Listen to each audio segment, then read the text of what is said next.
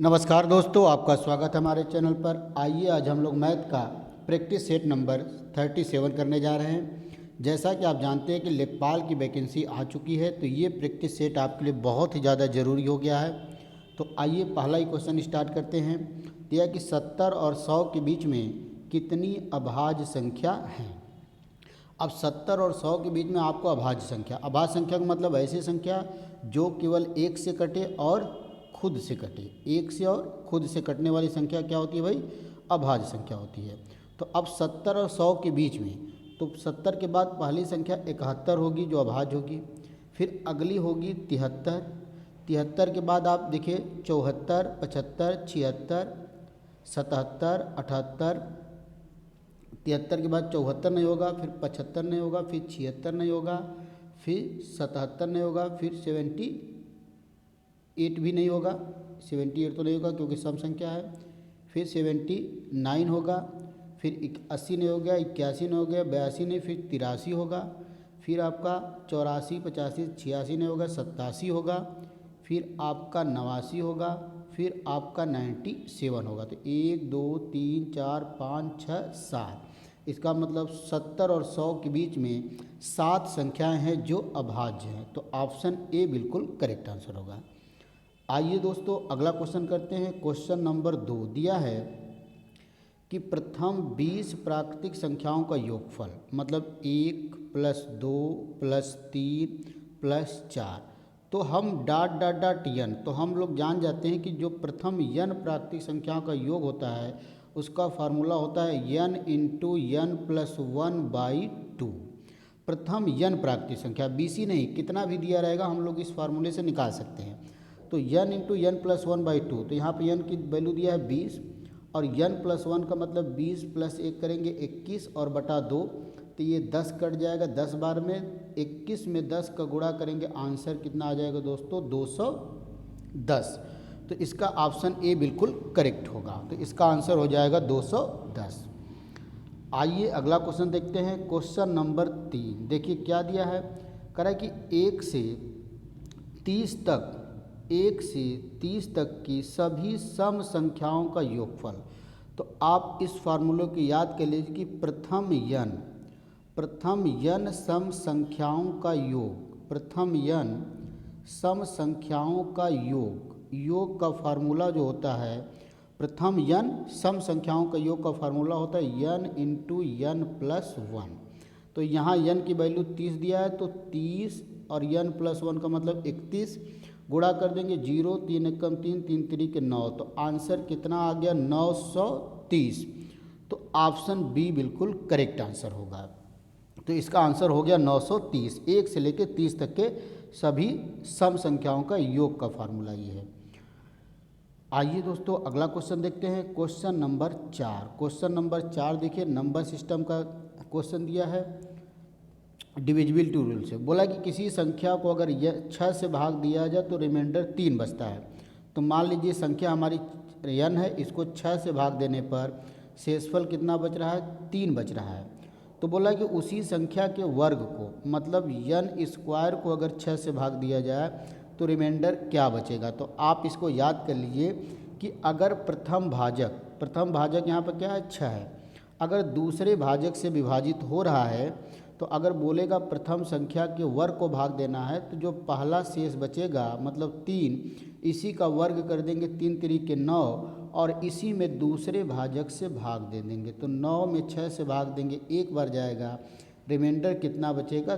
3। तो इसका आंसर क्या हो जाएगा दोस्तों? 3 हो जाएगा। ऑप्शन डी करेक्ट आंसर हो जाएगा। आइए अगला क्वेश्चन देखा जाए। क्वेश्चन नंबर 5 नंबर सिस्टम का ये भी क्वेश्चन है। आप जानते हैं कि आपके लेखपाल में नंबर सिस्टम आपके सिलेबस में है, इसीलिए आज मैंने क्वेश्चन सारे नंबर सिस्टम के लिए हैं। लेखपाल की वैकेंसी में नंबर सिस्टम आपका दिया हुआ है सिलेबस में, तो आज सारे क्वेश्चन आपके नंबर सिस्टम के प्रैक्टिस रहेंगे। तो दिया 122, एक नंबर दिया 122 के घाते 173, क्या दिया हुआ है फिर देख लेते हैं। 122 के पावर 173 में इकाई का अंक। तो आप जानते हैं इकाई का अंक निकालने के लिए सबसे पहले पावर को 4 से भाग देते हैं, और 4 से भाग देने का मतलब जो 4 की डिविजिबिलिटी रूल होती है वो किसी संख्या के आखिरी 2 अंक में ही भाग दिया जाता है। तो 73 में 4 का भाग देंगे, 4 एकम 4, यहाँ 3 बचेगा 33। अब भाग जाएगा 4 वाठे 32, तो रिमाइंडर कितना बच जाएगा 1। तो पावर में 4 से भाग देकर रिमाइंडर निकालेंगे, फिर जो संख्या का इकाई का अंक है, जैसे 2 है तो 2 की पावर 1 कर देंगे, तो आंसर भी कितना आ जाएगा, 2 आ जाएगा। तो ऑप्शन ए बिल्कुल सही आंसर हो जाएगा। आइए अगला क्वेश्चन देखते हैं, क्वेश्चन नंबर 5। क्वेश्चन नंबर 5 दोस्तों क्या दिया हुआ है, दिया है कि निम्न में से कौन सी संख्या 9 से विभाजित है। तो पहले तो 9 की डिविजिबिलिटी रूल जान जाइए। 9 की डिविजिबिलिटी रूल ये होती है कि यदि किसी संख्या के सभी अंकों का योग, यदि किसी संख्या के सभी अंकों का योग 9 से विभाजित होगा तो वो पूरी संख्या भी 9 से विभाजित होगी। तो चेक करेंगे, तो सबसे पहले तो हम लोग उस जो इसका योग 9 आ रहा है उसको तो पहले ही कैंसिल कर देंगे। जैसे 5 4 9 ये कैंसिल होगा, फिर 7 और 2 9 ये भी कैंसिल हो जाएगा। बच गया हम लोग का 5 5 10 और 8 18, तो ये 9 से कट रहा। इसका मतलब पहला ही ऑप्शन इसको सही होगा। अगर पहला ऑप्शन मिल गया तो बाकी ऑप्शन चेक करने की ज़रूरत हम लोग को नहीं है। मतलब ऑप्शन ए इसका सही होगा, ये 9 से पूरी तरह विभाजित होगा।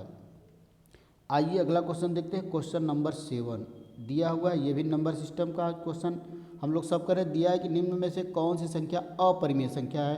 तो इसका आंसर दोस्तों होगा पाई। आप याद कर लीजिए, पाई हमारी अपरिमेय संख्या है। बहुत लोग सोच रहे होंगे पाई का मान तो 22/7 होता है, तो इसको याद कर लीजिए कि पाई का मान एग्जैक्ट 22/7 नहीं होता है, पाई का मान अप्रॉक्सीमेट 22/7 होता है। मतलब पाई लगभग 22/7 के बराबर होती है। तो पाई जब देगा तो पाई का मतलब केवल एक सिंबल है और इसको हम लोग अपरिमेय संख्या बोलेंगे। और जब 22/7 के बारे में पूछेगा तो ये आपकी परिमेय संख्या होगी। ऐसा आपकी कन्फ्यूजन ना रहे, जब पाई देगा तो अपरिमेय संख्या होगी। पाई को अपने मन से आपको 22/7 नहीं मानना है, और जब 22/7 वैल्यू देगा तब हमारी परिमेय होगी। तो पाई क्या हो गई, अपरिमेय। मतलब ऑप्शन डी इसका बिल्कुल सही आंसर होगा। आइए अगला क्वेश्चन देखते हैं, क्वेश्चन नंबर 9। क्वेश्चन नंबर 9 दोस्तों बहुत ही अच्छा क्वेश्चन दिया हुआ है, देख लीजिए क्या दिया है। क्वेश्चन नंबर 9 दिया है कि क्वेश्चन नंबर 8 है, क्वेश्चन नंबर 8 है, दिया कि 50 से 90 के बीच में सभी अभाज्य संख्याओं का योग, 50 से 90 के बीच में। तो 50 के बाद जो पहली अभाज्य संख्या मिलेगी वो मिलेगी 53, फिर अगली आपको मिलेगी 59, फिर 60 नहीं मिलेगी, अगली मिलेगी 61, फिर 62 नहीं, 63 नहीं, 64 नहीं, 65 66, फिर अगली 67 मिलेगी 67, फिर इसके बाद 71, फिर इसके बाद आपकी 73, फिर प्लस करेंगे तो इसके बाद 79, फिर आपकी 83, फिर आपकी 87, फिर आपकी 89। इसको आप ऐड करेंगे तो ये आ जाएगा 722। इसका मतलब क्या आंसर हो जाएगा, 722। तो इसका आंसर हो जाएगा 722। दोस्तों मैं आपको एक सलाह देना चाहता हूँ कि आप 1 से लेकर 100 तक की जितनी अभाज्य संख्या है सभी अभाज्य संख्या को आप लिख लीजिए और इसको बार बार देखते रहिए, ताकि इस पर बहुत क्वेश्चन आ जाता है, कभी 50 से 90 के बीच में, कभी 70 से 90 के बीच में। तो 1 से 100 तक की जितनी अभाज्य संख्या आपके दिमाग में रहे एक बार, तो आप इसको कई बार देख लेंगे तो तुरंत स्ट्राइक कर जाएगा कि 1 से 100 के बीच में कौन कौन संख्या अभाज्य संख्या है। तो इस क्वेश्चन का आएगा आंसर 722। तो ऑप्शन सी बिल्कुल करेक्ट आंसर है। आइए अगला क्वेश्चन देखते हैं, क्वेश्चन नंबर 9।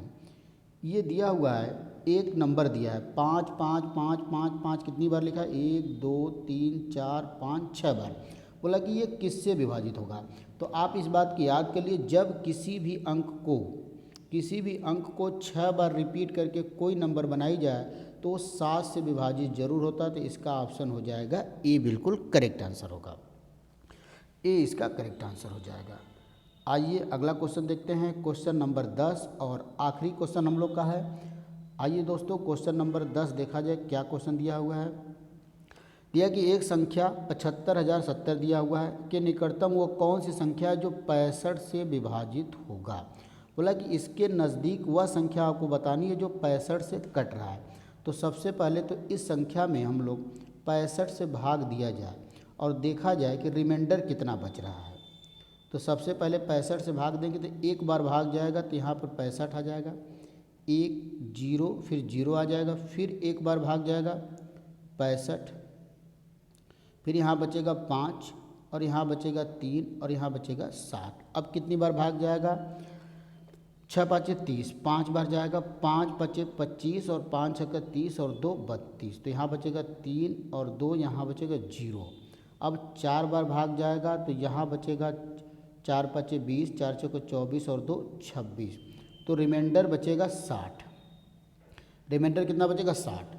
तो इस संख्या बोला कि इसके निकटतम, तो अब दो ऑप्शन हमारे पास है, या तो 60 इस नंबर में से घटा दिया जाए, या तो यहाँ पर इस नंबर में 5 और जोड़ दे ताकि ये रिमाइंडर 65 बनता, तो एक बार भाग और चला जाता।